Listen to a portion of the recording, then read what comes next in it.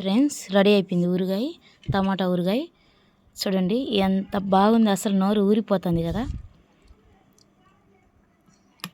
చూడండి ఎలా ఉందో. నేను బేచ్చా ఉండు, మా అబ్బాయికి తొందర తట్టుకోలేడు. తిను, ఎలా ఉందో చెప్పు ఫ్రెండ్స్కు. వేడిగా ఇప్పుడు తర్వాత వేసుకొని వచ్చాడా.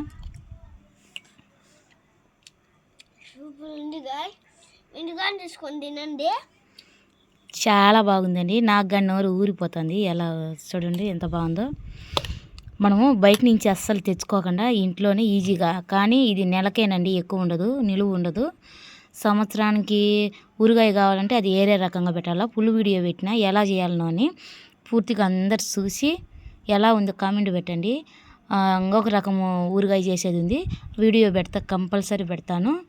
అది ఎండబెట్టి, ఇప్పుడు కాదండి, ఇంకా పండగ వెళ్ళిపోయినాక ఎండబెట్టి చేసే విధానం ఉంది, నెక్స్ట్ పెడతాను. మీరు ప్రతి ఒక్కరూ ఖచ్చితంగా ఈ ఊరగాయ ఎలా ఉందో కామెంట్ అయితే పెట్టండి, నేను తయారు చేసేది పెడతానండి. ఎట్లుందంటే అట్లుంది, సూపర్గా ఉంది. ఇక్కడ అద్దుకో, ఆగో అక్కడ అద్దుకో. చూడండి ఎంత బాగుందో. తర్వాత పెట్టుకొని వచ్చి ఇప్పుడే తీసుకొని వచ్చాను, వేడి వేడిగా చాలా బాగుంటుంది.